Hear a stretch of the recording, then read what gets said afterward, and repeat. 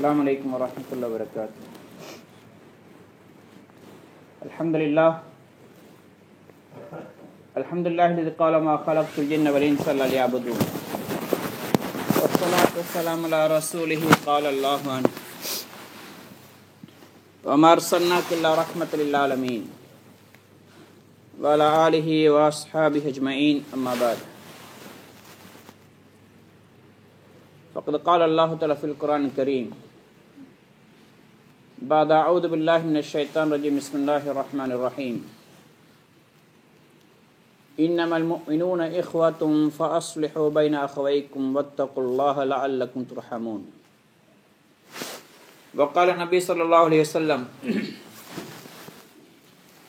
مثل المسلمين في توادهم وتراحمهم وتعاطفهم كمثل الجسد إن اشتكى بعضه اشتكى كله أو كما قال عليه الصلاة والسلام. கண்ணியமிக்க சகோதர பெரியார்களே, உலகத்தில் அல்லாஹு தஆலா மனிதர்களை ஒரு சமூக அமைப்பாக படைத்திருக்கின்றான்.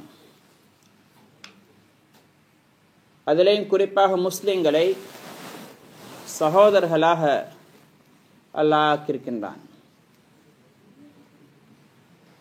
முஸ்லிம்கள் மோமின்கள் அனைவரும் சகோதரர்கள், முஸ்லிம்கள் அனைவரும் சகோதரர்கள். முஸ்லிம் அஹுல் முஸ்லிம், ஒரு முஸ்லிம் இன்னொரு முஸ்லிமுடைய சகோதரர். இன்னமல் முஃமினூன இஹ்வா, அனைத்து மூமின்களும் சகோதரர்கள் அல்லாஹ் தஆலா சொல்கிறான். சகோதரத்துவம் நிலைப்பதாக இருந்தால், சிறந்ததாக ஆகுவதாக இருந்தால், அது ஈமானோடு இணைந்திருக்க வேண்டும். ஈமான் இல்லாமல் சகோதரத்துவம் இருந்தால் அதை அதிகமாக தன்னுடைய ஒன்று குடும்பத்துக்காக வேண்டி உடன் பிறப்பின் அடிப்படையில் கவனிப்பாங்க, அல்லது ஏதாவது லாபங்கள் கிடைக்கிது என்பதற்காக வேண்டி சேர்ந்து கொள்வாங்க. கிடைக்காத பட்சத்தில் பிரிஞ்சிடுவாங்க. அதே நேரத்தில் ஈமானிற்கு சகோதரத்துவம் பேணப்படவில்லை என்று சொன்னால் அந்த ஈமானும் குறைபாடுள்ளதுதான், அது பூர்த்தியான ஈமான் இல்லை. அப்போ எந்த ஈமானோட சகோதரத்துவம் சேருதோ அந்த ஈமான் தான் பூர்த்தியானது. அதுதான் நபி ஸல்லல்லாஹு அலைஹி வஸல்லம் சொன்னாங்க, லா யுமினு அஹதுக்கும்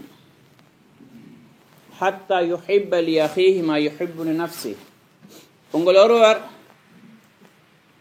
தனக்கு விரும்பக்கூடிய ஒன்றை தன்னுடைய சகோதரருக்கு விரும்பாத வரைக்கும் உண்மையான முஃமினாக ஆக முடியாது என்று நபி ஸல்லல்லாஹு அலைஹி வஸல்லம் சொன்னாங்க.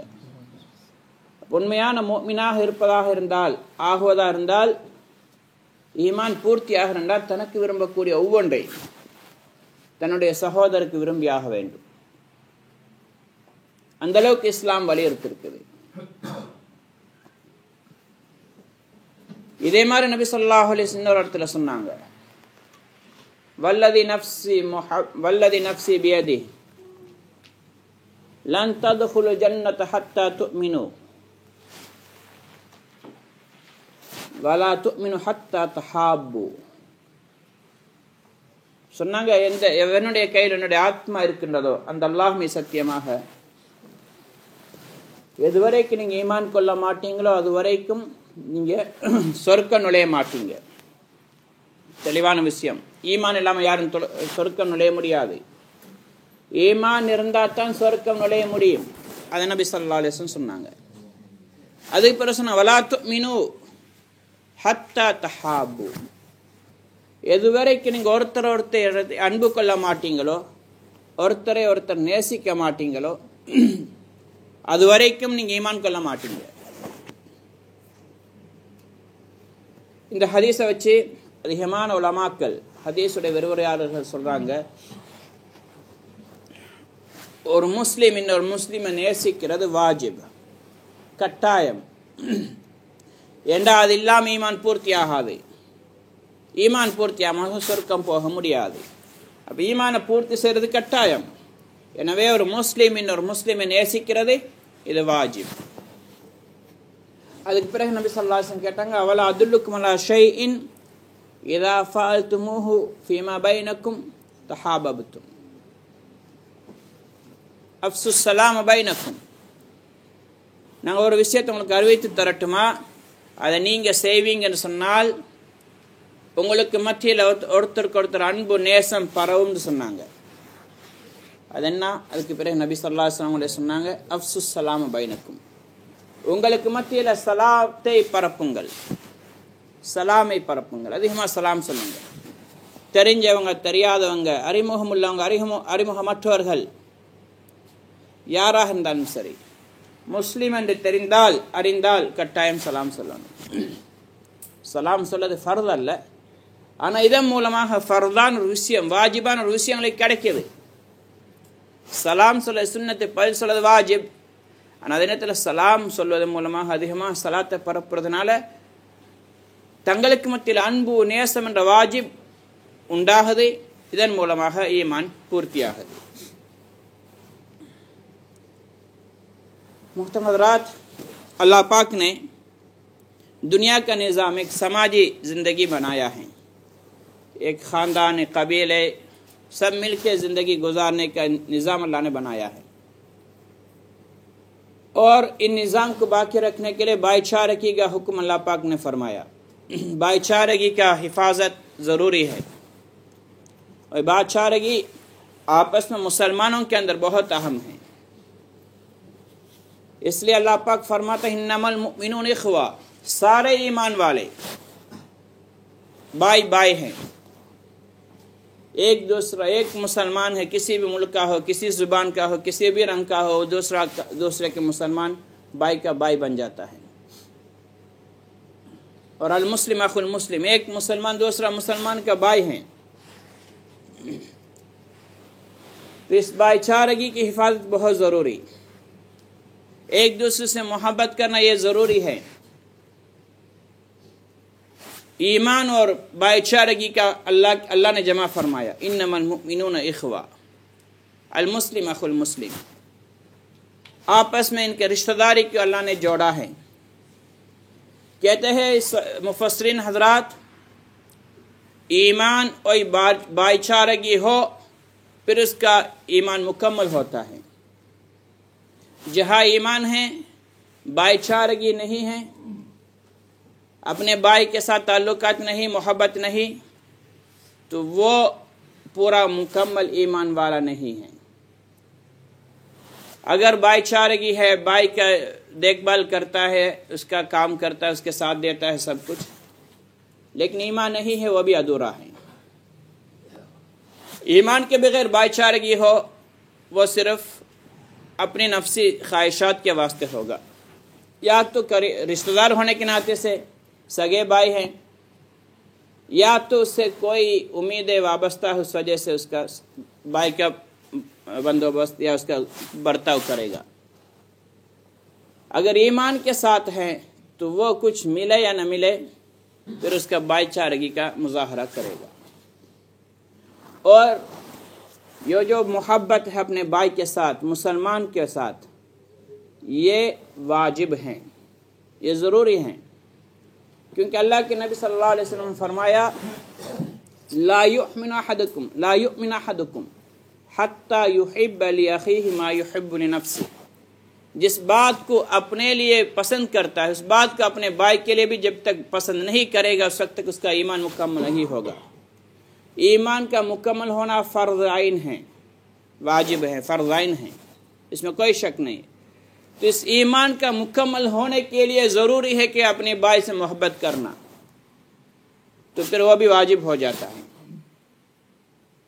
इससे साफ अगले हदीस के अंदर अल्लाह के नबी ने फरमाया, वल्लज़ी नफ़्सी बियदिही ला तदखुल जन्ना हत्ता तुमिनु.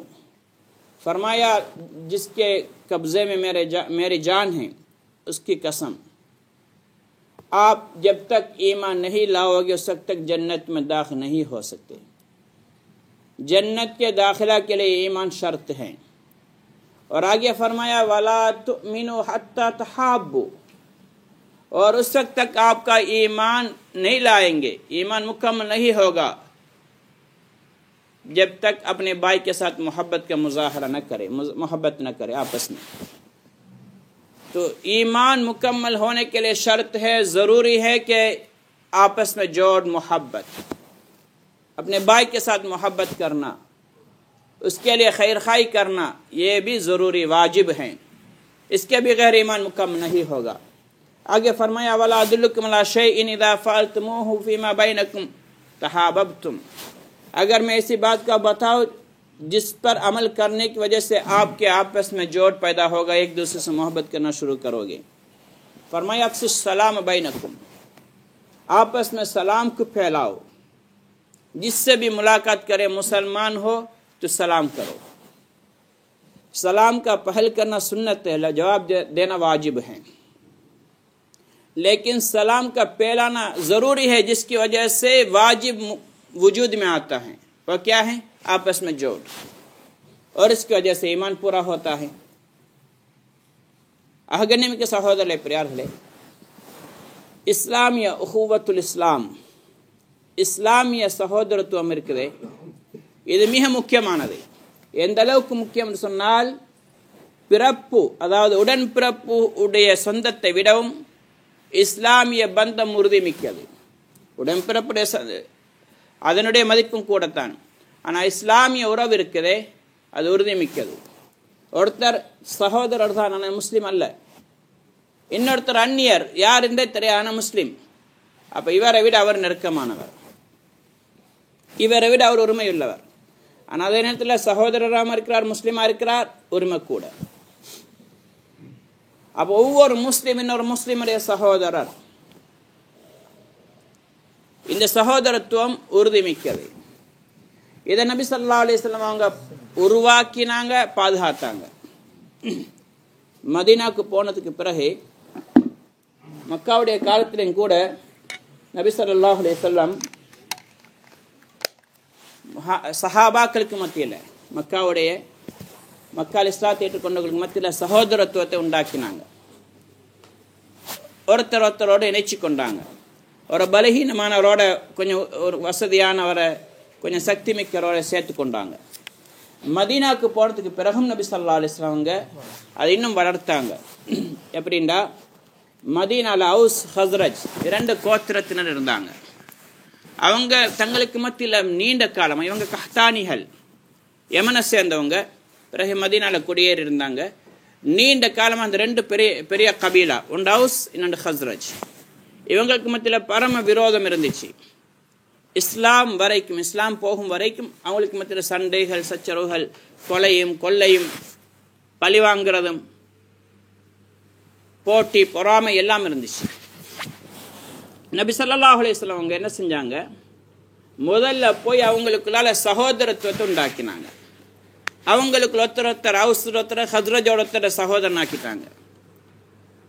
இப்போ அவங்க உண்மையான சகோதரர்கள் மாதிரி ஆகிட்டாங்க. இஸ்லாத்துக்கு அல்லாஹ் அந்த பெரிய சக்தியை கொடுத்திருக்கிறான். அல்லாஹ் குர்ஆன்ல சொல்றான், வஸ்குரு நிஅமத்தல்லாஹி அலைக்கும் இத் குன்தும் அஅதாஅன் ஃபஅல்லஃப பைன குலூபிக்கும் ஃபஅஸ்பஹ்தும் பிநிஅமதிஹி இஹ்வானா. நீங்க நினைச்சு பாருங்க, இது மிகப்பெரிய ஒரு நியமத் அல்லாஹ் உங்களுக்கு தந்தான். நீங்க உங்களுக்கு மத்தியில் விரோதிகளாக இருந்தீர்கள், அல்லாஹ் உங்களுடைய உள்ளங்களுக்கு மத்தியில் தன்னுடைய நியமத்தை கொண்டு, இஸ்லாத்தை கொண்டு, ஈமானை கொண்டு சகோதரர்களாக மாத்திட்டான். அதுக்கு பிறகு சொல்ல, நீங்க வகுந்தும் அலா ஷஃபா ஹுஃப்ரத்தின் மினன் நாரி ஃபஅன்கதகும் மின்ஹா, நீங்க நரகத்துடைய விளிம்பில் இருந்தீங்க, அதுக்கு பிறகு அதிலிருந்து நாங்கள் வெளியாக்கி உங்களை பாதுகாத்தோம். மிகப்பெரிய 2 நியமத்தை அல்லாஹ் சொல்லி காட்டுகிறான். ஒற்றுமையை உண்டாக்கினதை, சகோதரத்துவத்தை உண்டாக்கியதை, இஸ்லாத்துடைய சக்தி, அது வேற ஏதாலும் உண்டாக்க முடியாது. அப்ப அது மட்டுமல்ல, பிறகு அன்சாரிகள், முஹாஜிரீன்களுக்கு மத்தியில் ஒற்றுமை உண்டாக்கினாங்க, சகோதரத்துவத்தை உண்டாக்கினார்கள். அது எப்படி? ஒரு முஹாஜிர, ஒரு அவுஸோ ஹஸ்ரஜியோ அன்சாரியோட சகோதரராக்கிட்டாங்க. அவங்க எல்லா விதத்திலும் பங்களிப்பு செஞ்சாங்க. அவங்க செஞ்ச பங்களிப்பு மாதிரி உலகத்தில் எங்கேயும் ஒரு முன்மாதிரியை கொண்டு வர முடியாது. எவ்வளோ அழகான விதத்தில் சகோதரத்தை காட்டினாங்க. இன்னைக்கு உடன்பிறப்புகள் கூட அப்படி செய்ய மாட்டாங்க. உடன் பிறந்தவங்க கூட தனக்கு சகோதரனுக்கு போற பங்கு எடுக்க பார்ப்பாங்க. கொடுக்கறது தூரமான விஷயம், போக வேண்டிய உரிமையை கொடுக்கறதல்ல. அவருக்கு போற பங்கை கொடுக்காம தடுக்கிறாங்க. அங்க நடக்குது, அவருக்கு போறதல்ல, தன்னிடத்துள்ளதை திருப்பி கொடுக்கிறாரு. சாத் இப்னு ரபீ ரலியல்லாஹு தஆலா அன்ஹு அவங்களுக்கும் அப்துர் ரஹ்மான் இப்னு அவுஃப் ரலியல்லாஹு தஆலாவுக்கும் மத்தியில ரசூலுல்லாஹ் சகோதரர்களாக்கினாங்க. இவங்க அப்துர் ரஹ்மான் இப்னு அவுஃப் ரலியல்லாஹு தஆலா அன்ஹு மக்காவுடைய மிகப்பெரிய பணக்காரர்கள் ஒருவர். எல்லாத்தையும் விட்டுட்டு மதீனாவுக்கு போயிட்டாங்க. இது சாத் இப்னு ரபீ ரலியல்லாஹு தஆலா அவங்களுக்கு தெரியும். அவங்க சொல்றாங்க, அவங்களை கூப்பிட்டு, ஏ சகோதரரே, உங்களுக்கு தெரியும் நான் மதீனால மிகப்பெரிய பணக்காரன், அதனால் என்னுடைய சொத்து இவ்வளோ இதெல்லாம் இருக்கு, இதை நான் பாதியாக ஆக்குறேன், ஒரு பாதியை நீங்கள் எடுத்துக்கொள்ளுங்க, மற்ற பாதி எனக்கு நான் எடுத்துக்கிறேன். எனக்கு 2 வீடு இருக்கு, ஒரு வீட்டை நீங்கள் எடுத்துக்கொள்ளுங்க, மற்ற வீட்டை நான் எடுத்துக்கொள்கிறேன். எனக்கு 2 மனைவிமார்கள் இருக்கிறாங்க, 2 பேரையும் காட்டுறேன். அந்நேரம் பர்தாவுடைய ஆயத்து இறங்கி இருக்கல்ல, இதில் உங்களுக்கு எந்த பெண் அழகாக விருப்பமாக இருக்கிறாவோ அந்த பெண்ணை நான் தலாக் கொடுக்குறேன், இதா முடிஞ்சதுக்கு பிறகு திருமணம் முடிச்சு கொள்ளுங்க. உலகத்தில் எங்க இது மாதிரி உதாரணம் காட்ட முடியும்? எவ்வளோ அழகான விதத்தில் அப்துர் ரஹ்மான் அவுஃப் ரலியல்லாஹு தான் சொன்னாங்க, பாரக்கல்லாஹு ஃபீ மாலிக் வ அஹ்லிக் அரூனி ஸூக், அல்லாஹ் உங்களுடைய சொத்துலையும் மனைவியிலையும் குடும்பத்திலையும் பறக்க செய்வானாக, நீங்களே வச்சுக்கொள்ளுங்க.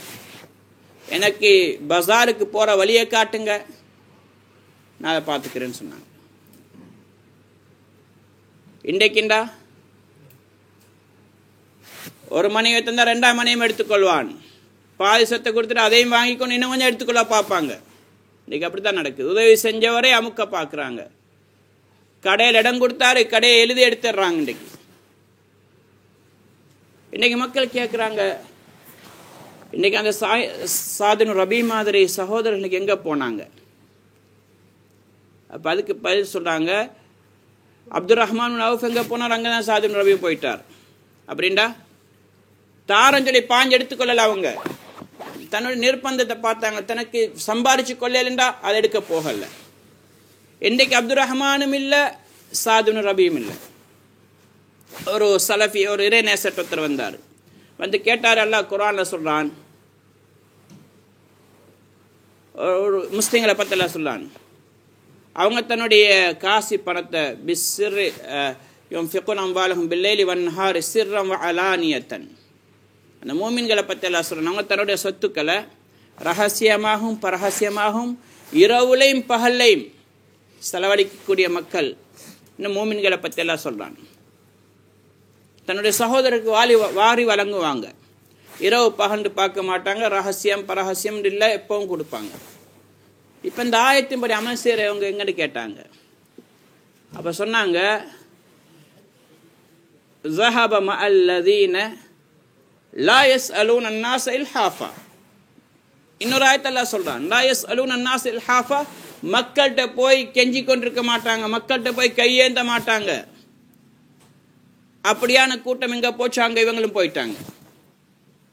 அந்த காலத்தில் வாழ்ந்த மக்கள் அப்படித்தான், கையேந்தி கொண்டு மக்கள்கிட்ட போய் கொண்டிக்கல. அதனால் இப்படியான மக்கள் இருந்தாங்க. இன்றைக்கு அப்படியா இல்லை. இன்றைக்கு மக்கள் கெஞ்சி கொண்டு கேட்டுக்கொண்டு திரியிறாங்க, அடுத்தவங்களை எதிர்பார்க்குறாங்க, அதனால் கொடுக்குறவங்க இல்லாமல் ஆகிட்டாங்க. இதே மாதிரி சாத் இப்னு ரபீ எங்கே போனான், அப்துர் ரஹ்மான் அவுஃப் எங்கே போனாங்க தான். இன்றைக்கு அடுத்தவன்ட்டு இந்த எல்லாரும் கறக்கத்தான் பார்க்குறோம், அடுத்தவன் கொடுக்குறவங்க இல்லாத காரணமாக தான். ஏன்னா கொடுக்குறவங்க உருவாகிட்டு அவரை பிரியறதுக்கு எல்லாரும் எதிர்பார்த்து கொண்டிருக்கிறாங்க. ஹைர், ஆக பெரிய ஒரு அழகான முன்மாதிரியை அந்த சஹாபாக்கள் எங்களுக்கு வாழ்ந்து காட்டினாங்க. சகோதரர்கள் எப்படி இருக்கணும், பிறப்பு சகோதரர்கள் அவங்க ஒரு ஊரை சேர்ந்தவங்க அல்ல, ஒருத்தர் எங்கே உள்ளவர், இன்னொருத்தர் எங்கே உள்ளவர். இஸ்லாமிய சகோதரத்துவம் அவர்களை உண்டாக்கியது. हुज़ूर पाक सल्लल्लाहु अलैहि वसल्लम भी इस भाईचारगी की बनाने की फ़िक्र की, बल्कि अल्लाह का हुक्म भी है और इस्लाम का मकसद भी है, आपस में जोड़ मोहब्बत पैदा करना भाईचारगी का। उसको हुज़ूर पाक सल्लल्लाहु अलैहि वसल्लम ने नबूवत से पहले दिन ही शुरू कर दिए थे। मक्के के अंदर भी जो मुसलमान होते थे आपस में उनको एक दूसरे से भाई का मामला जोड़ बना देते, जो कमज़ोर हो जो ताकतवर के साथ लगाते थे। फिर इसका पूरा मुजाहरा मदीना जाने के बाद हुआ। मदीना जाने के बाद औस और खजरज के दरमियान, मदीना के लोग कहतानी कहलाते हैं, یمن کے باشندے پھر ادھر آ کے وہ شروع میں بسنے لگے، اور جو مکہ کے ہیں وہ عدنانی ہیں۔ تو جو قحطانیوں میں دو گروپ تھے، ایک خزرج، بنو خزرج، ایک بنو اوس، یہ آپس میں کافی عرصے سے لڑتے تھے، معمولی باتوں پر بھی جھگڑا تھا، کینہ، بغض، قتل و غارت، سب کچھ ان کے اندر ہوتا تھا۔ ان کے اندر کبھی بھی جوڑ محبت نہیں ہوتی تھی۔ اوس ہے تو خزرجی کو مارے گا، خزرجی ہے تو اوس کو مار دے گا، اس طریقے کا ہوتا تھا۔ تو اللہ کے نبی صلی اللہ علیہ وسلم مدینہ میں جانے کے بعد پہلا کام ان کے اندر جوڑ پیدا کیے، ان کے اندر بھائی چارگی کا انتظام فرمایا۔ اس کے بعد جو مکہ سے گئے ہوئے مہاجرین حضرات تھے اور مدینہ کے لوگ انصار تھے، ان کے ایک ایک کر کے آپس میں بھائی بھائی بنائے تھے۔ تو انہوں نے اس کا پورا بھائی چارگی کا پورا مظاہرہ کیا، حق ادا کیا۔ بہت سے مثال ہیں، مشہور یہ ہے کہ عبد الرحمن بن عوف رضی اللہ تعالیٰ عنہ اور سعد بن ربیع رضی اللہ تعالیٰ عنہ، ان دونوں کو اللہ کے نبی صلی اللہ علیہ وسلم نے بھائی بنا دیے تھے، بھائی چارگی ان کے درمیان تھا۔ تو عبد الرحمن بن عوف رضی اللہ تعالیٰ عنہ مکہ کے بہت بڑے مالدار تھے، سب کو پتہ ہے، اور سعد بن ربیع مدینہ کے بہت بڑے مالدار تھے۔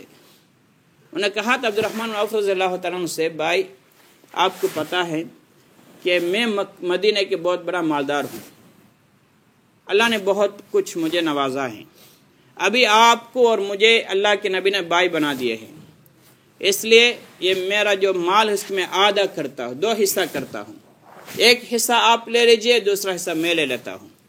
میرا 2 مکان ہیں، 2 گھر ہیں، ایک گھر آپ لے لیجئے جس کو آپ پسند کرتے ہیں، دوسرا گھر میں لے لوں گا، اور میری 2 بیویاں ہیں، ان دونوں کو میں آپ کے سامنے لاتا ہوں، یہ پردہ کی آیت نازل ہونے سے پہلے، ان میں سے آپ کو جو سب سے پسندیدہ ہے، خوبصورت لگتی ہے، آپ کہہ دیجئے میں اس کی طلاق دے دیتا ہوں، جب عدت گزر جائے آپ ان سے شادی کر لیجئے۔ یہ مظاہرہ، یہ بھائی چارگی کا ادائیگی آپ کسی بھی جگہ پر نہیں ملے گی۔ انہوں نے بہترین انداز میں کر کے دکھایا۔ مسلمان کی شان ایسی ہونی چاہیے۔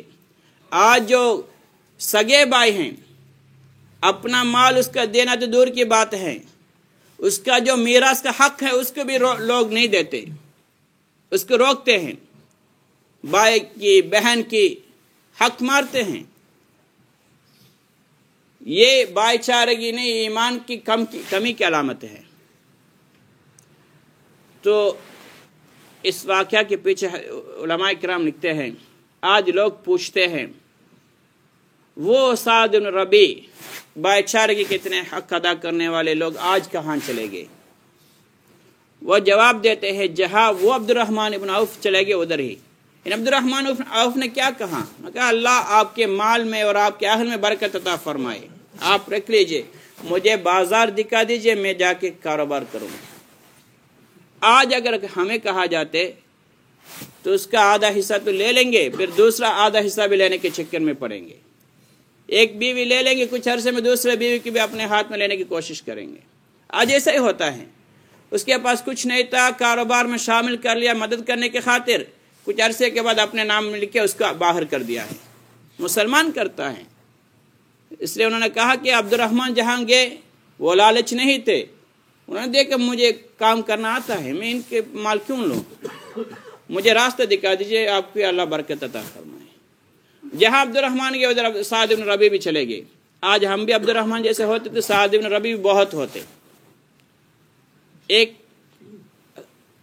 عالم کے پاس آ کے کسی نے پوچھا، حضرت اللہ پاک قرآن کے اندر کہتا ہے ایمان والوں کی صفت ہے وَيُنْفِقُونَ أَمْوَالَهُمْ بِاللَّيْلِ وَالنَّهَارِ سِرًّا وَعَلَانِيَةً، ایسے لوگ ہیں وہ اپنے مال و دولت کو رات میں، دن میں، پوشیدہ طور پر کھلم کھلا تو صدقہ خیرات کرتے ہیں، وہ لوگ آج کہاں ہیں؟ انہوں نے کہا لا يسألون الناس الحافا، جہاں گئے ادھر بھی وہ ادھر یہ بھی چلے گئے۔ یعنی جس دور میں یہ آیت نازل ہوئی جن کے بارے میں، اس دور میں ایسے بھی لوگ تھے لا يسألون الناس الحافا، لوگوں کے سامنے جا کے اپنے ہاتھ نہیں اٹھائیں گے، اپنے مجبوری بتا کہ مجھے 2 کر کے لوگوں کو مجبور نہیں کریں گے۔ अल्लाह से मांगते थे, इसलिए अल्लाह पाक ने उस दौर के अंदर ऐसे लोगों को वजूद दिया। आज भी लोग अल्लाह से मांगने वाले, अल्लाह की तरफ मुतवज्जि वाले होते तो ये से लोग आज भी मौजूद होते। खैर, ये जो भाईचारगी का मामला उन सहाबा ने अच्छे तरीके से करके दिखाया। சகோதரத்துவம்டா என்ன? சகோதரத்துவத்தை சஹாபாக்கள் எப்படி வழங்கினாங்க? அதனுடைய நோக்கம் முதலாவது சகோதரத்துவத்தை சஹாபாக்கள் இது ஒரு சொர்க்கம் போகக்கூடிய ஒரு வழியாக கருதினாங்க. இது வெறும் உறவு பேன்றது மட்டுமே அவங்க கருதல்ல, சொர்க்கத்துடைய பாதை என்று கருதினாங்க. அப்படின்னா சொர்க்கம் போறண்டா இந்த பாதையில தான் போகணும், வேற வழி இல்லை. அதனால அவங்க இந்த வழியில போனாங்க. சகோதரத்துவத்தை பேணி ஆகணும், பேணாம சொர்க்கம் போக முடியாது. ஏன்னா ஆரம்பத்தில் சொன்ன ஹதீஸ்ல நபி ஸல்லல்லாஹு அலைஹி வஸல்லம் சொன்னாங்க, நீங்க ஈமான் கொள்ளாத வரைக்கும் சொர்க்கம் போக முடியாது, ஒருத்தர் நேசிக்காத வரைக்கும், சகோதரத்துவத்தை பேணாத வரைக்கும் ஈமான் கொள்ள முடியாது. அப்ப ஈமான் இருந்தால்தான் சொர்க்கம் போகலும், தனக்கு மத்தியில் அன்பு நேசம் சகோதரத்துவம் இருந்தால்தான் ஈமான் பூர்த்தியாகும். அப்ப இது இல்லாம சொர்க்கம் போக முடியாது என்பதனால சஹாபாக்கள் சகோதரத்துவத்தை பேணினார்கள். இரண்டாவது காரணம், சஹாபாக்கள் சகோதரத்துவத்தை பேணியது அவங்க விளங்கியது. சகோதரத்துவம்டா என்னண்டு இன்னைக்கு ஒவ்வொருத்தரும் தன்னுடைய புத்திக்கு ஏற்றவாறு தன்னுடைய அறிவை வச்சு யோசிக்கிறாங்க, தன்னுடைய லாபத்தை கருதி யோசிக்கிறாங்க. சகோதரத்துவம்டா எனக்கு என்ன லாபம் கிடைக்கும், இதனால நான் என்ன பிரயோஜனம் அடையன்னு பார்க்குறாங்க. அதெல்லாம் சஹாபாக்கள் விளங்கியது. முதலாவது சொர்க்கம் போறதுடைய வழி, இரண்டாவது இது மஸ்ஊலியா, இது ஒரு கடமையாக கருதினாங்க. அடுத்தவனுக்கு செய்ய வேண்டிய பொறுப்புன்னு உணர்ந்தாங்க, டியூட்டியாக கருதினாங்க. இன்னைக்கு நாங்கள் நினைக்கிறோம் சகோதரத்துவத்தை பற்றி பேசினா அவர் சகோதரத்துவத்தை பேண்டாரில் எனக்கு வர ஹக்கை நிறைவேற்றாருலாத்தான் நாங்கள் பேசுகிறோம். அவர்னால எனக்கு என்ன பிரயோஜனம் வருதுன்னு தான் பார்க்குறோம். அப்படியெல்லாம் சஹாபாக்கள் பார்த்தாங்க. நான் அடுத்தவங்களுக்கு செய்ய வேண்டிய கடமைன்னு உணர்ந்தாங்க. நபி ஸல்லல்லாஹு அலைஹி வஸல்லம் ஹதீஸ் பிரபல்யமானதை அடிக்கடி கேள்விப்படுறோம். நபி ஸல்லல்லாஹு அலைஹி வஸல்லம் சொன்னாங்க, காலையாகும் பொழுது ஒவ்வொரு மனிதன் உடம்புல 360 மூட்டுக்கள் இருக்குது. இந்த 360 மூட்டுக்களுக்கும் ஒவ்வொரு சதக்கா கட்டாயம். அதுக்கு பிறகு நபி ஸல்லல்லாஹு அலைஹி வஸல்லம் சொன்னாங்க, சஹாபாக்கள் கேட்ட எங்கள்கிட்ட அவ்வளோ வசதி இல்லையேண்டு. இப்போ சொன்னாங்க, நீங்கள் செய்யக்கூடிய ஒவ்வொரு தஸ்பீத் தஹ்மீத் எல்லாம் சொல்லிட்டு அதில் அதிகமான ஹதீஸில் வந்த விஷயம் அடுத்தவங்களுக்கு உதவி செய்கிறது தான் சொன்னாங்க. துஐனு ரஜுல் அலா தாபத்திஹி சதக்கா. ஒரு மனிதர் ஒரு வாகனத்தில் ஏறுறார், ஏற முடியாமல் சிரமப்படுறார், நீங்கள் ஏற்றி விட்றீங்க. குதிரையில், ஒட்டகத்தில், கழுதையில், இல்லை இந்த காலத்தில் உயர்ந்த வாகனங்களில் ஏற முடியாமல் சிரமப்படுறார், நீங்கள் தூக்கி விட்றீங்க, ஏற்றி விட்றீங்க. இதுவும் சதக்கான்னு சொன்னாங்க. அவர் மேலே ஏறிட்டார், சாமன் கீழே இருக்குது, ஏற்றிக்கொள்ள முடியாமல் இருக்கிறார், நீங்கள் எடுத்து கொடுக்குறீங்க, இதுவும் சதக்கான்னு சொன்னாங்க. துமீத்துள்ளதா அனி தரீக் சதக்கா. ரோட்டோரத்தில், ரோட்டு நடுவில் நோவினை தரக்கூடிய மக்களுக்கு தடங்களாக கல்லோ முள்ளோ இருக்க தூக்கி வெளியே போடுறீங்க, எதுவும் சதக்கான்னு சொன்னாங்க. பள்ளிவாசலுக்கு நடந்து போறீங்க, எதுவும் சதக்கா. இது எப்படி அடுத்தவங்களோட சம்பந்தப்படுதுன்றா, இமாம் ஜமாத்துக்கான நீங்க போறீங்க தொழுறதுக்காக வேண்டி. அப்ப மற்ற முஸ்லிம்களோட ஒரு வரிசையில் நிக்க போறீங்க சகோதரத்துவத்தை பேன்றதுக்காக வேண்டி. வீட்டில் தொழுறீங்க, தொழுகை நிறைவேறிடும். ஆனால் 27 மடங்கு நன்மை கிடைக்காது. ஏன் 27 மடங்கு நன்மை கொடுக்கப்படுது? இங்கே இபாதத்தோட சகோதரத்துவம் பேணப்படுறதுனால. அப்ப அங்க சஃப்ல நிக்கிறீங்க, அதுக்காண்டி போறீங்க, இது ஒரு சதக்கா. ஒரு முஸ்லீமை பார்த்து புன்முறுவல் பூக்குறீங்க, இது சதக்கான்னு சொன்னாங்க. ஒரு முஸ்லீமுக்கு நன்மை ஏவுறீங்க, தீமையை தடுக்கிறீங்க, இது சதக்கான்னு சொன்னாங்க. நிறைய அந்த ஹதீஸ்ல பல ரிவாயத்துகள் வார்த்தைகள் வித்தியாசமா வந்திருக்குது. 2 பேர் சண்டை பிடிச்சிருக்கிறாங்க, தாதில் பைனஸ்னைன் சதக்கா. 2 பேருக்கு மத்தியில் நீங்க ஒற்றுமையாக்க முயற்சி செய்றீங்க, இது சதக்கான்னு சொன்னாங்க. அப்ப பார்த்த சகோதரத்துவத்தை பேர்ந்த விஷயங்கள் அதில் வலியுறுத்தினாங்க நபி ஸல்லல்லாஹு அலைஹி வஸல்லம். வேற சில விஷயங்கள் சொல்லப்பட்டிருக்கு, அதிகமான விஷயங்கள் சொல்லப்பட்டதை சகோதரத்துவத்தை பேர்ந்ததை. அப்ப இது ஒரு பொறுப்பாக நபி ஸல்லல்லாஹு அலைஹி வஸல்லம் சொன்னாங்க, சஹாபாக்கள் விளங்கினாங்க. அதனால அவங்க தான் பசியோடு இருந்தாங்க, தன்னுடைய சகோதரருக்கு முன்னுரிமை கொடுத்தாங்க, அவங்களுக்கு உணவளிச்சாங்க, தன்னுடைய தேவையை அடக்கினாங்க, அடுத்தவங்களுக்கு முன்னுரிமை கொடுத்தாங்க. என்ன காரணம்? இது ஒரு பொறுப்பாக உணர்ந்ததுனால. भाईचारगी का मफहूम उखुवा, जिसका अरबी में कहते हैं ब्रदरहुड, इसका मतलब हम लोग बहुत से लोगों ने अपने अक्ल के हिसाब से, अपने इल्म के लिहाज से समझा है. कुछ लोग अपने नफ़े में क्या मिलेगा उसके सामने रख के समझा है.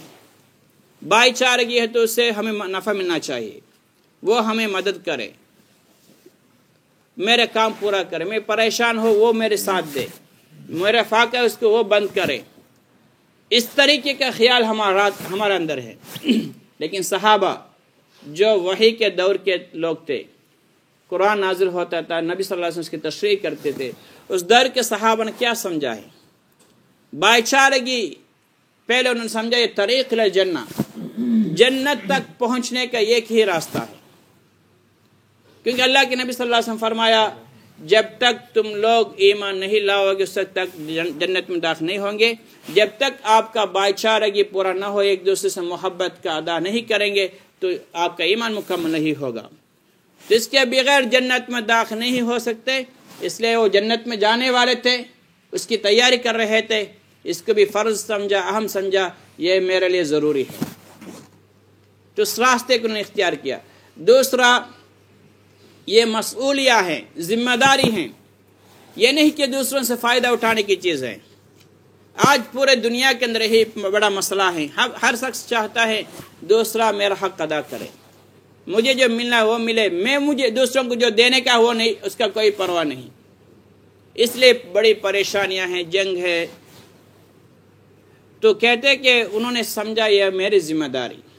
بہت سے احادیث ہیں، جیسا کہ اللہ کے نبی نے فرمایا کہ جب صبح ہوتا ہے انسان، آپ میں سے ہر انسان کے پاس 360 جوڑے ہیں، اس کے جوڑ ہے اس کے جسم کے اندر ہڈیوں کا، ہر جوڑ کے لیے ایک ایک صدقہ واجب ہوتا ہے، ضروری ہوتا ہے۔ تو صحابہ نے کہا یا رسول اللہ ہمارے پاس اتنا کھانے کے لیے بھی کچھ نہیں ہے، پہننے کے لیے اتنا نہیں ہے، تو کہاں سے ہم دوسروں کی اتنا صدقہ کریں؟ تو پھر فرمایا کہ صدقہ اس میں تسبیح، تحمید، تحلیل وغیرہ یہ بھی صدقہ ہے۔ اور بھی اس کے ساتھ ساتھ فرمایا اکثر روایتوں کے اندر مختلف الفاظ ہیں، ان میں اکثر کا تعلق بھائی چارگی کے اس کو حفاظت کے، اس کی ادائیگی کے بارے میں ہے۔ ایک میں فرمایا کہ تعین رجل علی دابتہ صدقہ، ایک انسان اپنے گاڑی پہ، اپنے جانور پہ چڑھتا ہے، اس کے لیے مشکل ہو رہی ہے، تکلیف ہو رہی ہے، وہ نہیں چڑھ پا رہا، آپ اس کی مدد کر رہے ہیں، فرمایا یہ بھی صدقہ ہے۔ گدھے پر، اونٹ پر یا گھوڑے پر یا کوئی اونچی گاڑی پر آپ اس کی معاونت کر رہے ہیں، یہ بھی صدقہ۔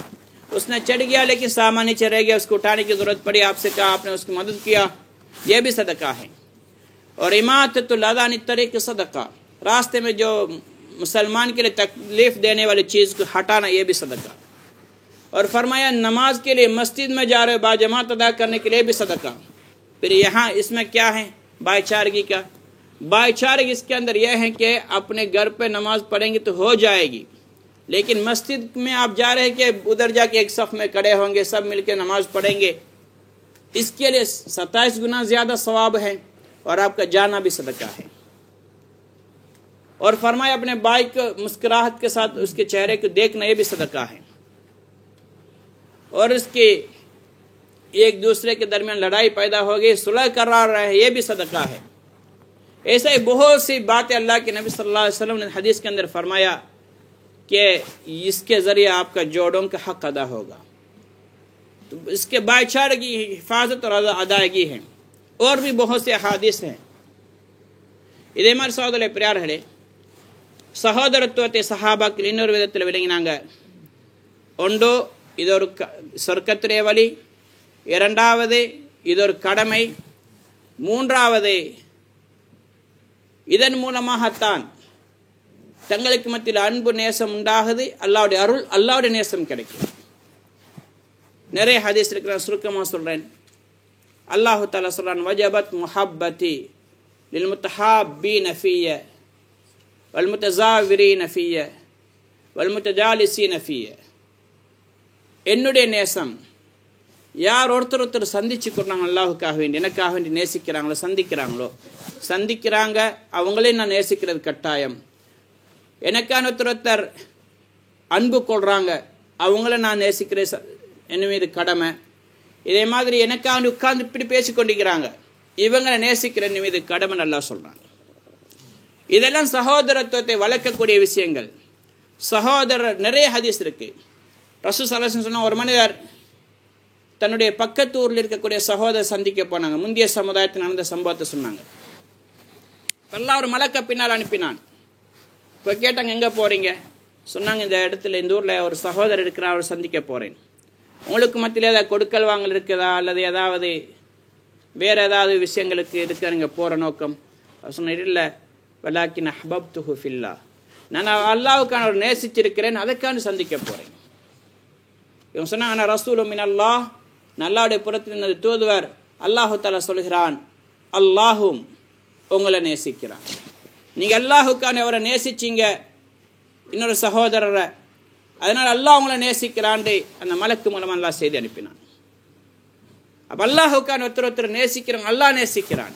அல்லாஹ்வுடைய முஹப்பத் கிடைக்கிறது கட்டாயம். இது அல்லாஹு தஆலா இந்த சகோதரத்துவத்தின் மூலமாக அல்லாஹ் கொடுக்கிறான். அல்லாஹ்வுடைய உதவி கிடைக்குது. வல்லாஹு ஃபி அவுனில் அப்த் மா தாமல் அப்து ஃபி அவுனி அஹி. ஒரு சகோதரருக்கு உதவி செய்து கொண்டிருக்கும் காலமெல்லாம் அல்லாஹ் உதவி செய்கிறான். இப்போ சகோதரத்துவத்தை பேணும்படி உதவி செய்ய வேண்டியவர் உதவி செய்யணும். ஒரு சகோதரருடைய குறையை மறைக்கிறார், அல்லாஹ் அவருடைய குறையை மறைப்பான். மன் சத்தர முஸ்லிமன் சத்தரஹுல்லா. ஒரு முஸ்லிமுடைய சிரமத்தை நீக்கிறார், அல்லாஹ் தஆலா அவருடைய சிரமத்தை நீக்குகிறான். மனஃபஸன் முஃமின் குர்பத்தன் நஃபஸலஹு குர்ப மின் குர்பி யௌமில் கியாமா. அல்லாஹ்வுடைய கியாமத்தின் நாளிலேயும் உலகத்திலேயும் தான் பெரும் பெரும் சிரமங்கள் எல்லாம் நீக்குகிறான். அப்போ சகோதரத்துவத்தை பேணுவதன் மூலமாக அல்லாஹ்வுடைய உதவி, அல்லாஹ்வுடைய முஹப்பத், அல்லாஹ்வுடைய மக்ஃபிரத். இது மட்டுமல்ல, அல்லாஹ் தஆலா சொல்றான், உஸில்லஹும் யௌம லா ஸில்ல இல்லா ஸில்லி. கியாமத்தின் நாளில் என்னுடைய நிழலை தவிர வேறு எந்த நிழலும் இருக்காது, அர்ஷுடைய நிழல். அந்த நிழலை நான் சகோதரத்தை பேணக்கூடிய மக்களுக்கு நான் கொடுப்பேன் அல்லாஹ் சொல்றான். அவங்களுக்கு நான் நிழலை கொடுப்பேன், அர்ஷுடைய நிழல் கிடைக்கும். இதெல்லாம் மனிதன் அடைய வேண்டிய மிகப்பெரிய சொத்துக்கள், மிகப்பெரிய நோக்கங்கள், குறிக்கோள்கள். அவைகள் அல்லாஹு தஆலா சகோதரத்துவத்தை பேணுவது மூலமாக கொடுக்கிறான் என்பதை சஹாபாக்கள் விளங்கினாங்க. அதற்காக அந்த பொறுப்பை அவர்கள் செய்தார்கள். அப்போ இன்றைக்கு நாங்கள் அந்த சகோதரத்தை எப்படி பேணணும் சொன்னால், என்னுடைய சுயலாபத்துக்காண்டி அல்ல, இதன் மூலமாக மற்றவங்க எனக்கு என்ன செய்வாங்க என்று பேன்றதல்ல. அல்லாஹ்வுடைய அருள் எனக்கு கிடைக்கணும், சொர்க்கத்துடைய வழி எனக்கு திறக்கணும், என்னுடைய பொறுப்பை நான் செய்யணும் என்ன நியத்தில் நாங்கள் செஞ்சோண்டா அப்போதான் உண்மையான சகோதரத்துவம் பூர்த்தி செய்யப்படும். அப்படி இல்லை, கொஞ்சம் ஒற்றுமையாக இருந்து பார்ப்போம், அவரால் எங்களுக்கு எதுவும் கிடைக்கிற மாதிரி தெரியாட்டி கலந்து கொள்வோம். இன்னைக்கு உலகத்தில் தான் நடக்குது. சண்டை வருது, பிரச்சனை வருது, பிரிஞ்சிடுறோம், போற வாரதில்லை, பேச்சுவார்த்தை இல்லை, எல்லா விதமான குழப்பங்கள் நடக்க தொடங்குது. அப்போ முஹப்பத்தை பாதுகாக்கிறண்டா அடுத்தவங்கள்ட்ட இந்த எனக்கு என்ன கிடைக்குன்னு பார்க்க வேண்டிய அவசியம் இல்லை. இந்த 3 குறிக்கோள்கள் சஹாபாக்கள் விளங்கின குறிக்கோள்கள், இதை வச்சு நாங்கள் பின்பற்றோம்னு சொன்னால் இன்ஷா அல்லாஹ் அல்லாஹ்ங்களுக்குள்ள முஹப்பத் உண்டாக்குவான், சகோதரத்தை பாதுகாப்பான். அல்லாஹ்வுடைய உண்மையான சகோதரர்களாக அல்லாஹ் வாழ்றது तौफीक सेवाना। इसलिए हजरात आखिरी बात है कि अल्लाह के नबी सल्लल्लाहु अलैहि वसल्लम के ज़रिए सहाबा ने जो जो समझा है कि भाईचारगी की हिफाजत क्या मतलब है, क्या मफहूम है। और पहला उन्हें समझा ये जन्नत का रास्ता है, दूसरा ये मेरी जिम्मेदारी है, मसऊलिया है, जिम्मेदारी है अदा करना, दूसरों का हुकूक अदा करना, दूसरों के साथ मोहब्बत करना, उनकी मदद करना, ये अपनी जिम्मेदारी समझा। तीसरा मफहूम उन्होंने ये समझा कि इसके ज़रिए ही अल्लाह की मोहब्बत हमें मिलेगी और अल्लाह की मदद मिलेगी, अल्लाह हमसे राज़ी होगा। तो कैसे? तो अल्लाह के नबी सल्लल्लाहु अलैहि वसल्लम हदीस कुदसी बयान फरमाया, अल्लाह पाक कहता है, वजबत मोहब्बती लिलमुतहाब्बीन फ़िय्या वलमुतज़ाविरीन फ़िय्या वलमुतजालिसीन फ़िय्या। जो लोग मेरे वास्ते एक दूसरे से मोहब्बत करते हैं और मेरे वास्ते एक दूसरे से मिलते हैं, मेरे वास्ते एक दूसरे के साथ बैठते हैं, जैसे हम लोग बैठे अल्लाह के वास्ते, फरमाए इनके साथ मोहब्बत करना मेरे ऊपर वाजिब है। अल्लाह पाक कहता है अल्लाह की मोहब्बत मिलना हमारे लिए ज़रूरी है, हमारे दुनिया में रहने का मकसद भी है। और दूसरी रिवायत के अंदर फरमाया, एक शख्स पिछले ज़माने के वाक़या है, वो अपने पड़ोस गाँव में एक साथी तब से मिलने के लिए गए। अल्लाह ने पीछे से एक फरिश्ते को भेजा, उनसे पूछा कि भाई आप कहाँ जा रहे हो? कहता है कि फ़लाँ बस्ती में मेरा एक भाई हैं, रिश्तेदार नहीं भाई, इस मुसलमान भाई हैं, उससे मैं मिलने के लिए जा रहा हूँ। उन्होंने पूछा क्या आपके साथ उसके पास आपका कोई हक़ है, लेन देन का मामला है या कोई रिश्तेदारी हो दूसरी, जैसे शादी वगैरह का? क्या नहीं, वलाकिन अहबब्तुहु फिल्लाह, मैं सिर्फ अल्लाह के वास्ते से मोहब्बत करता हूँ, इस वजह से मिलने के लिए जा रहा हूँ। تو فرمایا انا رسول من اللہ، میں اللہ کی طرف سے رسول ہوں، قاصد ہوں، آپ کے لیے خوشخبری دینے کے لیے آیا ہوں۔ جس اللہ کے خاطر اس سے آپ نے محبت کیا، اس اللہ نے اس بات پر آپ سے محبت کرتا ہے۔ بہت سے احادیث اور بھی وقت نہیں ہے کہ اللہ کے لیے دوسرے بندوں سے محبت کرنے سے اللہ کی محبت ہمارے لیے واجب ہو جاتی ہے، خود اللہ پاک کہتا ہے۔ اور یہ بھی فرماتا ہے کہ اُذِلُّهُمْ يَوْمَ لَا ظِلَّ إِلَّا ظِلِّي، جس دن کے اندر میرے سائے کے علاوہ کوئی اور سایہ نہیں ہوگا عرش کا، میں عرش سے نیچے سایہ دوں گا جو لوگوں نے ان باتوں پر عمل کرتے ہیں، ایک دوسرے سے محبت کرتے ہیں، ایک دوسرے سے اللہ کے واسطے ملتے ہیں، ایک دوسرے سے اللہ کے واسطے ساتھ بیٹھ کے دین کی باتیں کرتے ہیں، ان کے لیے اللہ کی محبت واجب ہو جاتی ہے، اور یہ باتیں ہمارے لیے ضروری ہیں۔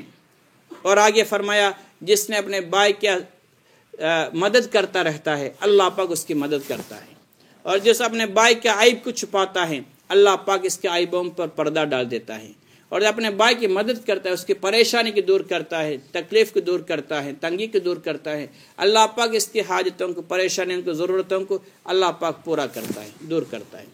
تو اس لیے اس کے ذریعے بھائی چارے کی وجود میں آئے گی۔ اللہ پاک مجھے بھی آپ کو بھی سمجھ کے ایک دوسرے کی خیر خواہ بن کے زندگی گزارنے کی توفیق عطا فرمائے۔ سب سے بڑے خیر خواہ ہیں بندوں کا اللہ کے ساتھ تعلق پیدا کرنا، مسلمان کو اللہ کے ساتھ ملانا، جو مسجد سے دور ہے ان کو مسجد کے ساتھ قریب کرنا، جو نمازی نہیں ہے ان کو نماز کی طرف لے کے آنا، اللہ کی طرف، دین کی طرف، نیک راستے کی طرف لے کے آنا۔ یہ بڑے اکرام ہیں اللہ کے ساتھ، ان لوگوں کے ساتھ بہترین بھائی چارگی کہ اللہ کے ساتھ جوڑ پیدا کرنا، اس پر بھی اللہ پاک ہمیں عمل کرنے کی توفیق عطا فرمائے، ایمان مکمل کر کے ایمان کے ساتھ دنیا سے رخصت ہونے کی توفیق عطا فرمائے۔ وآخر دعوانا الحمدللہ رب العالمین۔